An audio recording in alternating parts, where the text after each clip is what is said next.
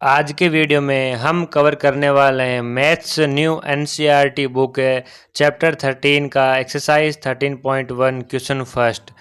विद्यार्थियों के एक समूह द्वारा अपने पर्यावरण संचेतना अभियान के अंतर्गत एक सर्वेक्षण किया गया जिसमें उन्होंने एक मोहल्ले के 20 घरों में लगे हुए पौधों से संबंधित निम्नलिखित आंकड़े एकत्रित किए। प्रति घर माध्य संख्या ज्ञात करनी है हमें। तो आपको जो पहला कॉलम दिखाई दे रहा है जो कि पौधों की संख्या है जिसे वर्ग अंतराल के रूप में लिखा गया है, और दूसरा कॉलम बारंबारता FI फ्रीक्वेंसी के रूप में दिखाई दे रहा है जो कि घरों की संख्या के रूप में दिखाई देगा। आपको जो थर्ड कॉलम है और फोर्थ कॉलम है इस क्वेश्चन के अंदर आपको खुद को बनाना पड़ेगा, और सेकेंड और फर्स्ट कॉलम आपको क्वेश्चन के अंदर गिवन होता है। तो सबसे पहले हम डायरेक्ट मेथड यानी कि प्रत्यक्ष विधि से माध्य ज्ञात करने का फॉर्मूला लिख लेते हैं। फॉर्मूला कुछ इस प्रकार से होता है, x बार बराबर सिग्मा FI XI अपॉन में सिग्मा FI। इस फॉर्मूले के अंदर आपको FI XI के पास में जो सिंबल दिखाई दे रहा है उसे सिग्मा कहा जाता है, जिसका अर्थ सम या हम कह सकते हैं योग होता है। नीचे भी आपको FI के पास में सिग्मा दिखाई दे रहा है, इन दोनों का मतलब योग होता है, सम होता है। तो सबसे पहले हम तीसरा कॉलम बनाते हैं। तीसरा कॉलम इस प्रकार से बनाया जाएगा, जो पहला कॉलम है वर्ग अंतराल वाला उसके अंदर आपको 0 से 2 नंबर आपको दिखाई दे रहे हैं। पहले आपको 0 लिखा दिखाई दे रहा है जिसे लोअर लिमिट कहा जाता है, निम्न वर्ग सीमा, और यहाँ पर आपको 2 दिखाई दे रहा है जिसे अपर लिमिट कहते हैं, ऊपरी वर्ग सीमा। इन दोनों को ऐड करने के बाद में 2 का डिवाइड करने पर आपको XI का जो वैल्यू है थर्ड कॉलम वो मिलता है। तो 0 और 2 को ऐड करने पर 2 आता है, और 2 में जब 2 का डिवाइड करेंगे तो 1 आएगा। इस प्रकार आपको XI का वैल्यू मिलेगा। उसी प्रकार 2 और 4 को ऐड करने पर 6 आएगा, और 6 में 2 का डिवाइड करेंगे तो 3 आएगा। पहला आपको XI का वैल्यू 1 मिला, उसके बाद में 3 मिला। आप ध्यान से देखोगे इनका जो मध्य बिंदु है या बीच वाली जो वैल्यू है उसी को यहाँ पे लिखा जा रहा है।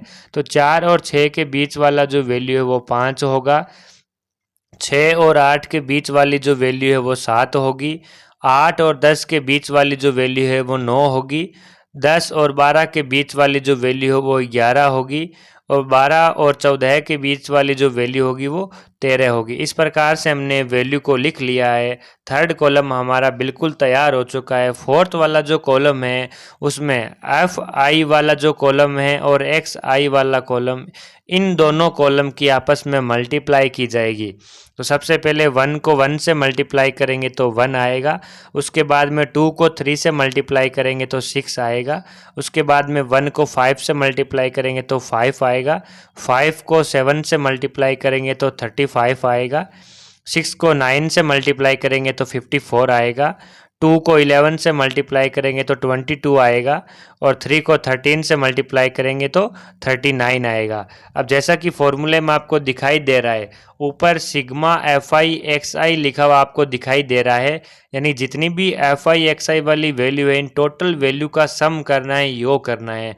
तो हम यहाँ पर लिखेंगे सिग्मा FI XI इक्वल के अंदर जब आप इन सभी वैल्यू को जब आप जोड़ोगे तब आपको यहाँ पर इक्वल में मिलेगा 162, और जो बारंबारता वाला कॉलम है इन सभी बारंबारताओं को जब आप आपस में जोड़ोगे तब आपको सिग्मा FI का जो वैल्यू है वो मिलेगा 20।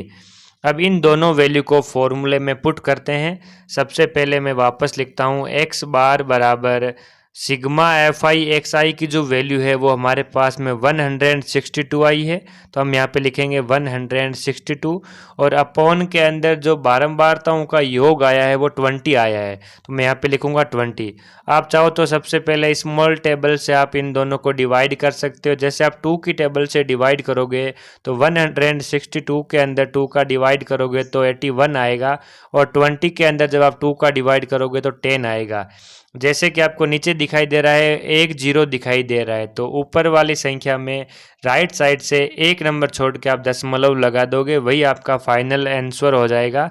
तो x बार बराबर 8.1 इस क्वेश्चन का जो फाइनल वैल्यू आ जाएगा 8.1। इसी प्रकार की वीडियोज़ के लिए आप हमारे चैनल को सब्सक्राइब जरूर करके रखिए, वीडियो को लाइक करें और अपने सभी दोस्तों तक शेयर करें। धन्यवाद।